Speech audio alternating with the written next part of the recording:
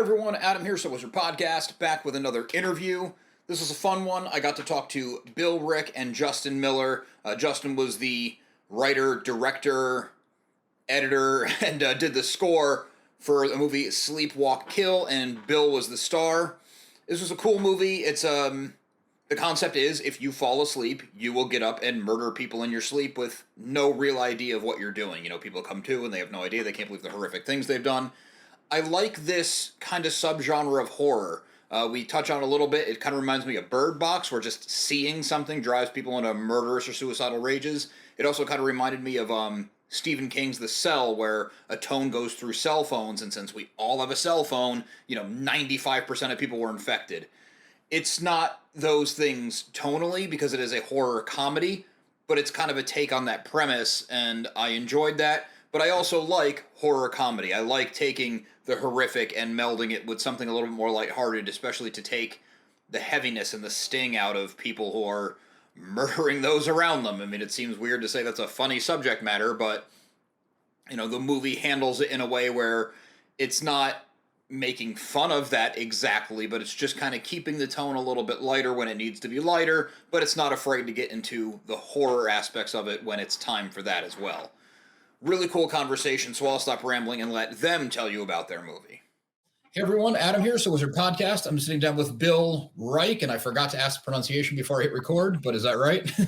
It's Bill Reick. Rick, I'm sorry. And Justin Miller. Justin, how you doing? Bill, how you doing? Thumbs up for me today.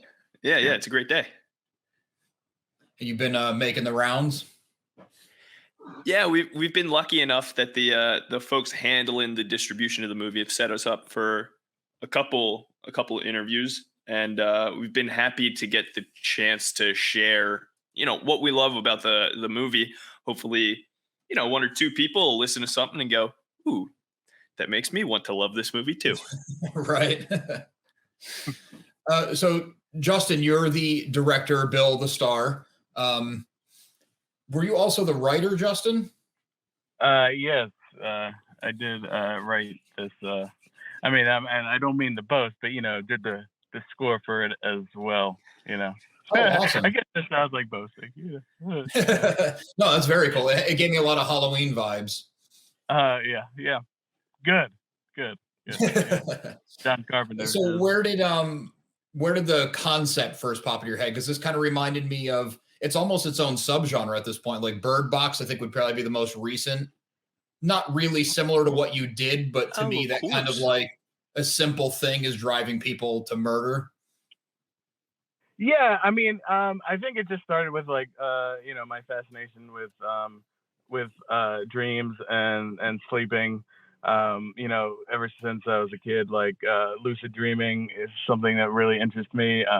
I know a few people who used to have night terrors and used to literally like wake up screaming and like are completely like scarred for life. So that sort of thing, really, really interests me. And, I of course, horror. And I just kind of combine the two, Very cool. Yeah.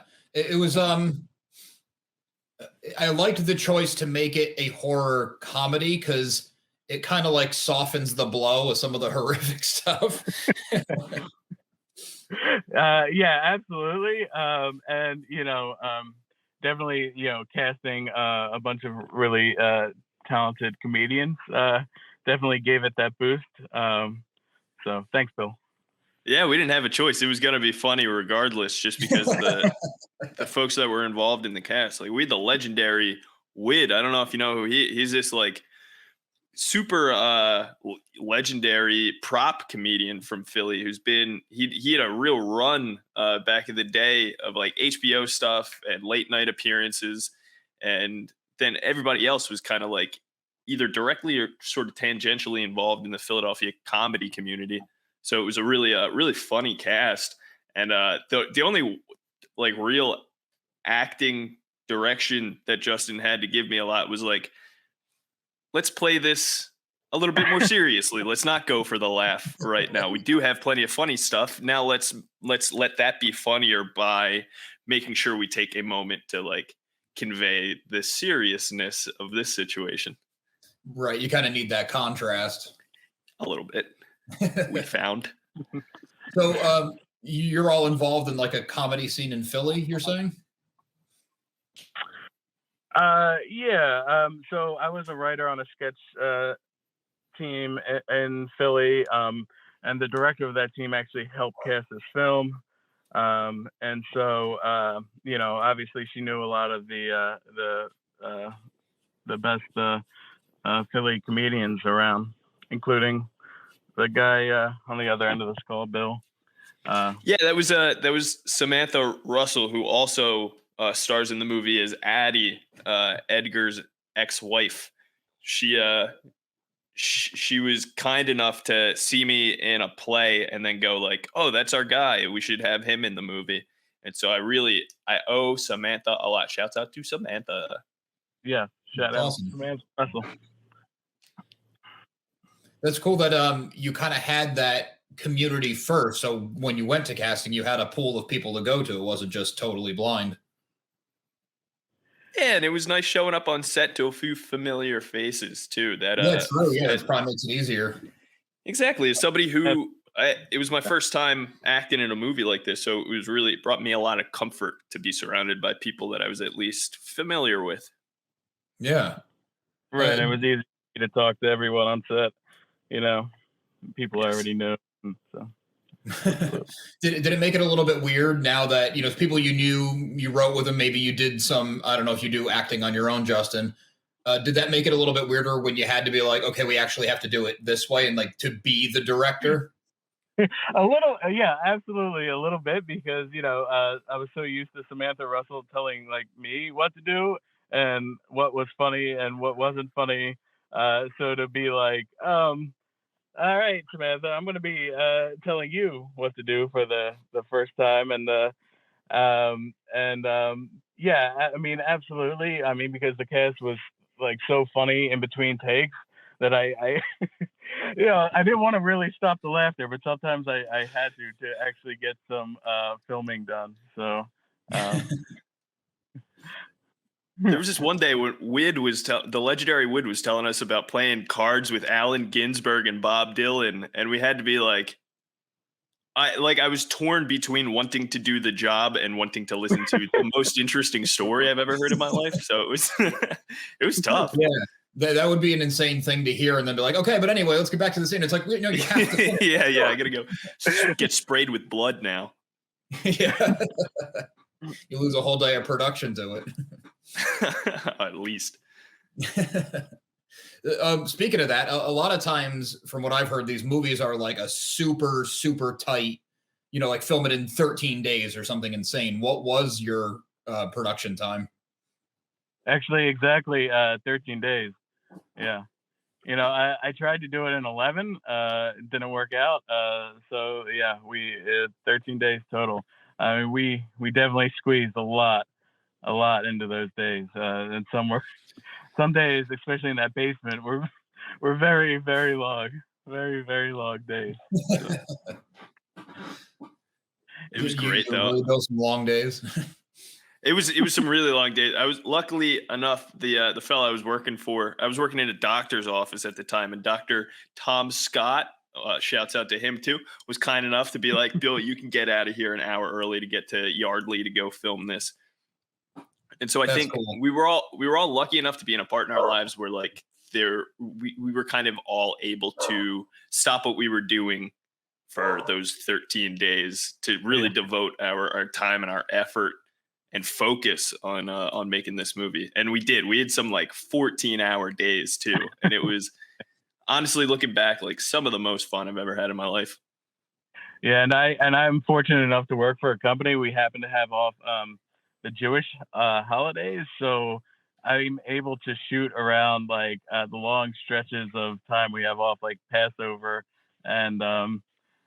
I don't know if you know what those are, but I get about like 10 days off in a row that I can really focus on creative endeavors. So that's pretty cool. Yeah.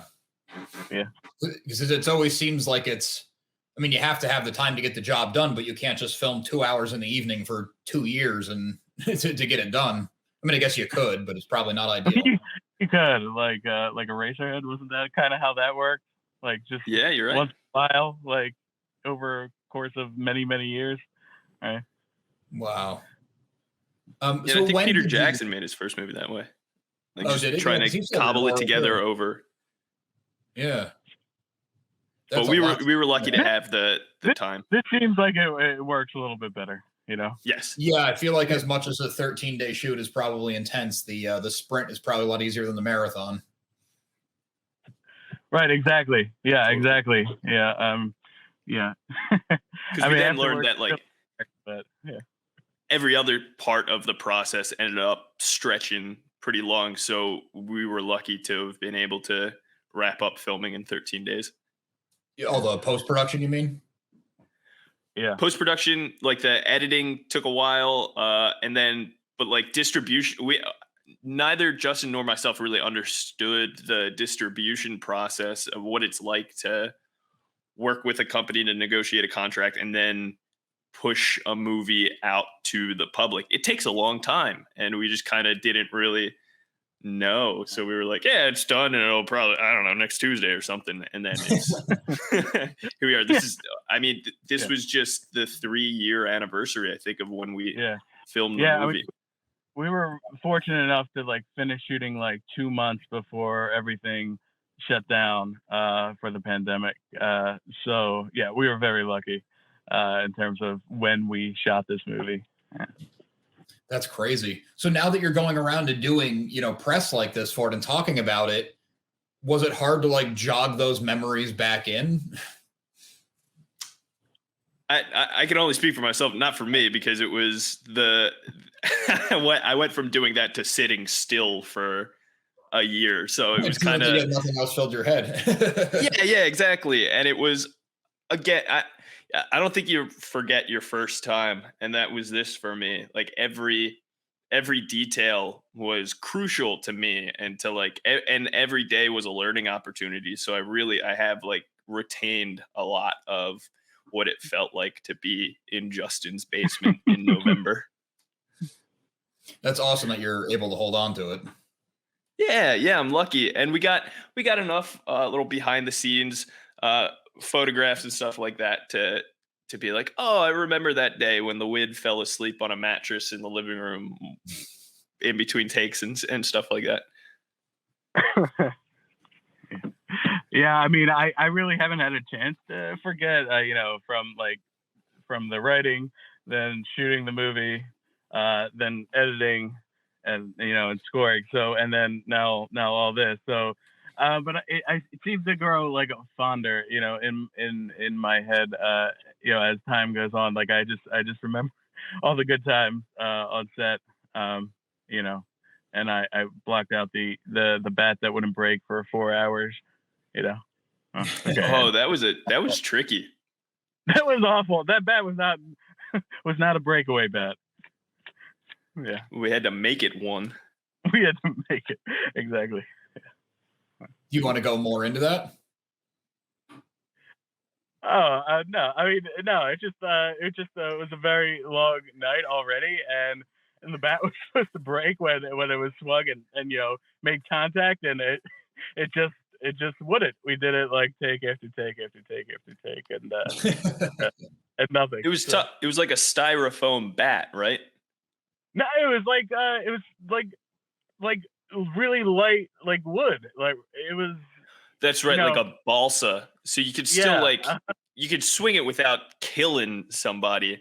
But then the flip side was that it didn't quite like splinter like you would expect wood to splinter on cut. So there was a lot of gimmicking it to try to, and over the course of it took 4 hours to get it out of the the way we wanted it. And that you bond in those 4 hours in between being so much more than anything. Yeah, exactly. That's where people come together. Yeah, really. And at that point, it's probably like, I don't care how long we're going to be here. We're getting this shot. Oh, yeah, absolutely. At that point, it's just like, yeah, this is happening no matter what. Everybody, everyone was pretty cool about, knowing that, like we need to hang in there and maybe stay a few extra hours, Yeah. So there's definitely like a bell curve where it was like, oh, we're all super invested, and then there was like a time where it was like, all right, I don't know, this is gonna happen, and then enough time passed that we were all like, we're back in it again. Yeah. How much would your cast and crew have hated you if you get to the editing bay and you're like, don't really need that scene? I mean, there's a few things that maybe like they might not appreciate it, or that I didn't include in the movie that they did over and over again, like Bill like jumping over like the railing of the neighbor. Do you remember? And like tripping on like scooters outside and stuff. Pretty Not much in the movie. anything that I did on screen that hurt me and had to do multiple Not in the takes of movie it, at all. we didn't use it. So it was tough watching the movie being like, wait a second, I had bruises and that doesn't show up on camera. You need to do an outtake reel. Justin, I haven't even think of that. We do need a Oh blooper man, reel. yeah, definitely. Yeah, maybe in like a few years I'll look through the footage again. Right, yeah, yeah, you've probably seen it enough by now. Let's Did you first also make do sure the that. editing? Oh, sorry. No, I was just going to say, let's first make sure that everybody responds well to the actual movie before we start worrying about a blooper reel. Yeah, that- right. Putting the the movie cart out there, before then the we'll worry horse a about little bit. features. Yeah. Justin, did you also edit the movie? yeah, I did. I edited on my Okay. Mac. Yeah. Took a while. But I think it worked out okay. Yeah, that's that awesome. was a huge learning curve, because I never used I did it in DaVinci Resolve, and I never had used that program before. And so but as you pick up things, or as it goes on, you start to pick up things, and so it became a little easier as time went on. Oh yeah, I'm sure by the last hour of your editing, you were going 100 times faster than your first hour. Yeah, absolutely. Yeah. With having sat with this movie for so long and did so much, I mean, wrote it, directed it, scored it, edited it. Now you're promoting it, getting it out there. Have you had time to write anything else, direct anything else, or has it just been sleepwalk kill for now? And then when this one's done, we'll move on to the next one.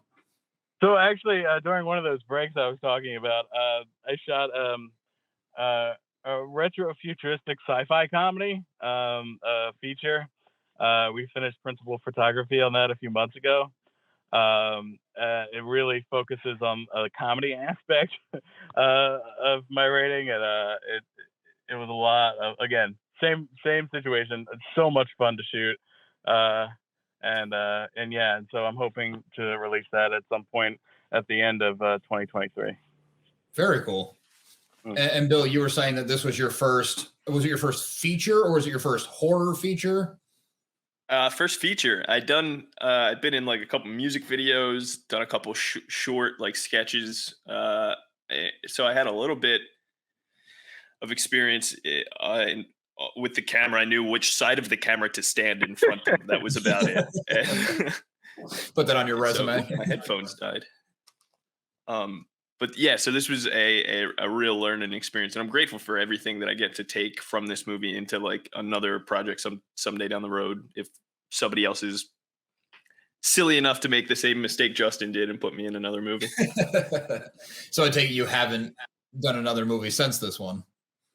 Well, that's the thing. We didn't have much of a chance to like build momentum on this. I also moved, like I after filming on this wrapped up, I think I was in Philly for another month or two, and then right before the borders closed because of the pandemic, my girlfriend and I went over to her parents in Oxford, England, and I was there for 6 months, and then came home and moved to Chicago.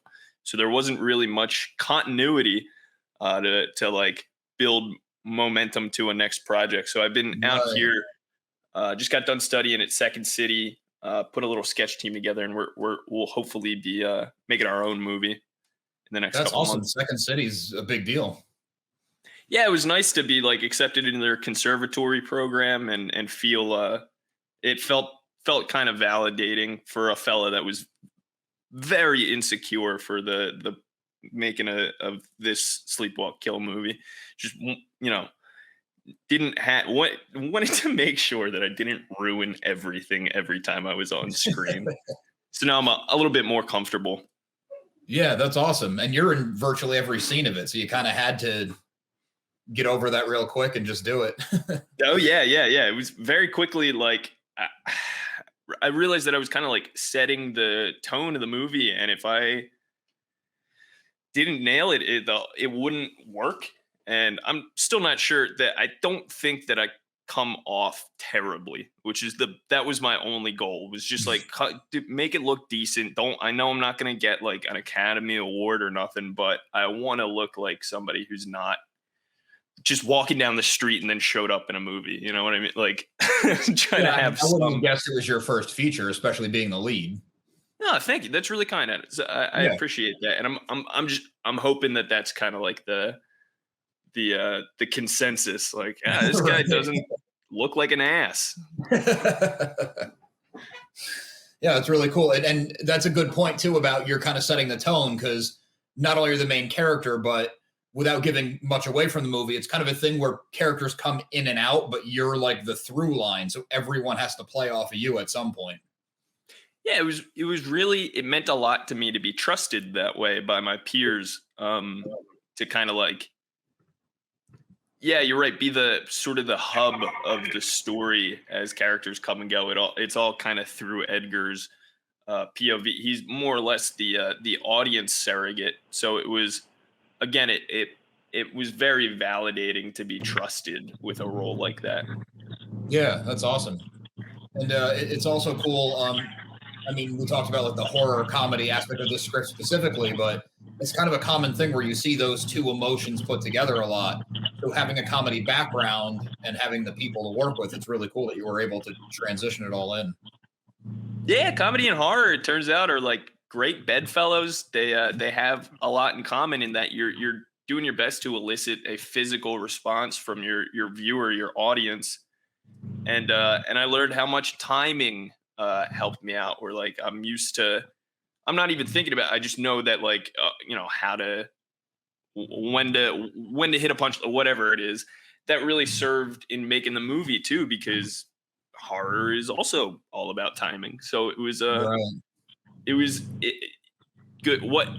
I'm grateful for the little bit of experience that I had prior to production with plays and stuff. You mean? Yeah, exactly. Just like, I don't know. I might not have been comfortable being in front of a camera at first, but like I was plenty comfortable being up doing. I didn't feel embarrassed in front of other people, and I think that was really liberating going into it. I was glad to have had those couple years of goofing around doing comedy stuff before I showed up in this movie. Yeah, that's a really good thing to point out too. That to be able to perform in front of other people, you kind of have to get out of your own head in a way, but still obviously focus on what you're doing. Totally, because I just come off of a play, and it's a lot. You don't have quite as many people standing around, but it's kind of stressful to be like, there's this whole crew standing around, holding heavier, doing a harder job than what I have to do. But if I don't do my job well, they can't go home yet. So it was a lot of pressure, but I think the cast really rose to the occasion, and nobody resents anyone, which is nice. That's good. Yeah. Not yet. Not yet. That's right. Right, yeah, the release is a couple days away, so you got to see how it plays out. Yes. We'll be putting my phone on silent and won't be taking any calls. Speaking of the release, this is one thing I always find interesting. Have you guys had the chance to see this with an audience? Justin has. Yeah, I did. It got into Scarefest in Kentucky. Is it? And I got to see it on the big screen with a bunch of people, and that was amazing. I mean, just that whole experience that like I could go and buy popcorn beforehand and and a soda, and then go into like an IMAX size theater and watch my movie with a bunch of people. I mean, that was just an amazing experience. Yeah. So that is cool. Yeah. But we kind of postponed like having a premiere because of the pandemic, and then we just didn't get around to having it. Everyone seemed to move all over the country. So just Yeah, now I'm in a Actually- situation where if I want to watch it with people, I have to like invite them to my apartment. Like it feels it feels a bit unbecoming to be like, hey, Yeah. everybody, let's all get together and watch my movie. Little too self-serving, maybe. Yes, exactly. So maybe That's really I'll cool. I'll find a way to be a little bit less self-aggrandizing and have somebody else host it and act like I Yeah, did there you plan it go. all. just always have it on in the background whenever someone comes over. Don't even Hey, mention that'll Oh, rack the up idea the this ad would be on. revenue. Yeah, speaking of that, do you know where this is going to debut on the 4th? I think Tubi is the first streaming service. So the distributors that we've worked with, they're called Terror Films, or shouts out to Terror. They have a tier structure to their distribution plan where they release it on like one streaming service at a time, and that kind of allows them to use social media to promote like multiple premieres, because like yes, it will premiere on Tubi at this date, but then there will also be like a Roku date and an Amazon Prime date. So we are kind of sitting back and letting them, because they know a lot more about it than we do, letting them decide where it comes out when. But my understanding is that Tubi is the first spot that it'll show up.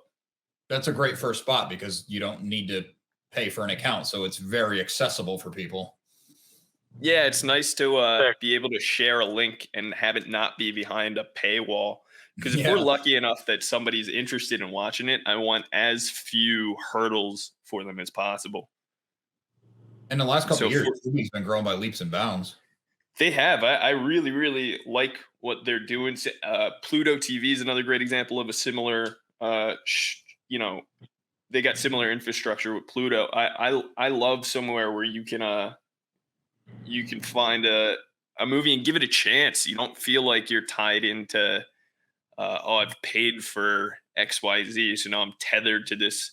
I only want to watch the best movies, because you can just pick a movie, and it's not. It's nice that way. Yeah. It's funny too, because we're all reverting back to the old way of doing things where it's like, oh, the content's free. You just have to watch some ads. Like it's a novel thing again. Yeah, you're right. You're right. It's cyclical. Yeah. Well, we're all getting that fatigue of like, okay, I need a 9th subscription service now. Yeah, it's a little I had to look at much. my statement recently, and between like Netflix, Hulu, Peacock, Shudder, just too many, the Criterion channel. Like Yeah. I got too many things going on. So I'll be happy to share a link where people can watch this movie for free without signing up for a new account with Tubi. Yeah, that's great. Justin, were you saying something? Oh no, I mean I just agreed with you on that. I got rid of cable, but I think I'm paying just as much as in subscriptions that I ever paid. Cable, so. Exactly. Yeah.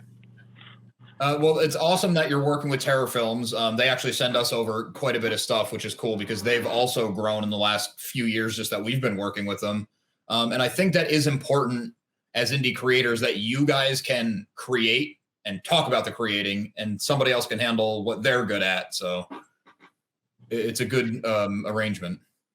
Yeah, it was a cool relationship to build. Turns out the guy at the top there at Terror Films, Joe, he's from Philly too, so we already had a lot in common. And their office is out in LA, so there was a little bit of time zone coordination that had to be done. But as soon as we were able to set up the phone call, real easy chats, easy people to work with. I couldn't more highly recommend to an indie filmmaker a team that's going to take you seriously and take your needs seriously and help you take your vision to the next level. I've only really positive things to say about Terror Films. That's awesome. Absolutely, we're in good hands. Yeah, Totally, yeah. And they were just like kind, which really meant a lot because I can't say we shopped it around because we were kind of just like Googling film distributor, like who will distribute my movie. And of the couple that we had conversations with, Terror Films was just the kindest to speak to. And so that went a long way with me, because even back then I didn't understand the length of time that we'd be working together, but I was like, I'd imagine that this isn't the only conversation I'm going to have with these people. So I was lucky to find a team that I like look forward to talking with them and catching up and stuff. It was cool that way. That is cool. Yeah. Especially, I mean, I'm an industry outsider, so, you know, you hear a lot of, I mean, you hear stories like this too, which are great, but you also hear a lot of stories that go the other way, where it's like, oh no, stepping into business with the wrong person. So it's good to hear that this is one to look out for. Yeah, we kind of went into it expecting to be taken advantage of a little bit, just because we didn't know what we were doing, but now we know what to look for, and we'll always be, you know, we'll always have a good home base to come back to and remember, like, oh no, that's how I like to be treated, the way that Terror Films treated me. So yeah, indie filmmakers, if you're listening, give them a shout. Really cool. Terror Films. Yeah. It's especially our first time out of the gate. It was really nice to be in good hands, because like you were saying, there are so many stories of just people losing their shirt on something like this. Right. And the first time, like you said, it has to be really important, because if it's such a miserable experience, even if you wanted to make another movie, you might say it's not worth it. You know, it's not worth the headache. It's not worth the hassle. But now you have a great experience, so you can move into the next thing. Exactly. With we felt encouraged. Yeah, that's awesome. And also, you're going to get more eyes on this movie, which is great. Yeah, that is great, because there was a time where none of us had really any clue what was going to happen with the movie after it wrapped. Like, there was a discussion of just like getting together to watch it, and then that kind of being the entire life cycle to it. So I'm glad that it's found a home. Yeah, I mean, at the very least, you could always put it on YouTube, but this is better. Smart.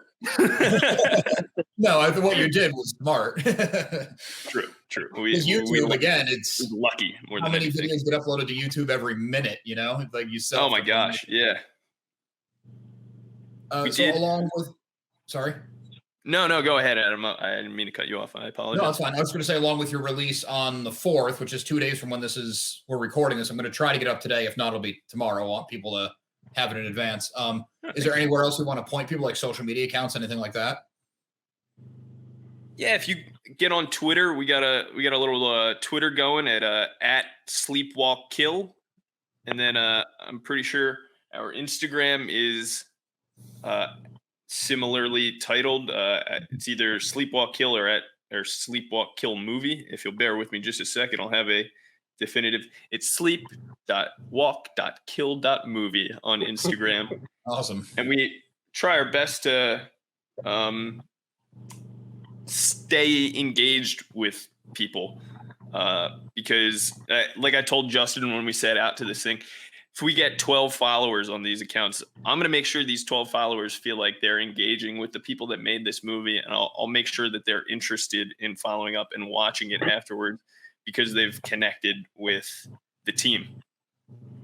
Yeah, that's a really good attitude. Yeah, that's something that I was lucky enough to learn in doing comedy in Philly, where you might not have a packed out room. It might just be 5 people that you're performing to, but I learned how to look out, make eye contact with each of those 5 people and make sure that they feel drawn in and entertained enough to want to come back next time.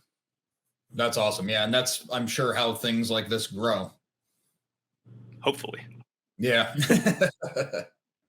Well, guys, I really appreciate you taking the time to come on. That was awesome. And congratulations on the movie. I mean, just to be able to see it from beginning to end, like to follow through, is amazing, because it's so hard to do.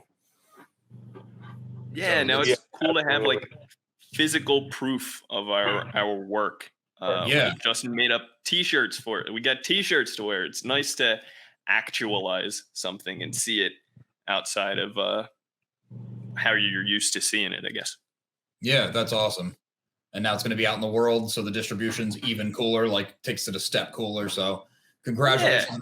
I wish you the best of luck. Thank you so much. Well, thank you for your time, man. We both super appreciate being here with you. Yeah, absolutely. Anytime. So looking forward to seeing what you guys do next. Excellent. We'd be happy to update you. Yeah, for sure. Keep me in the loop.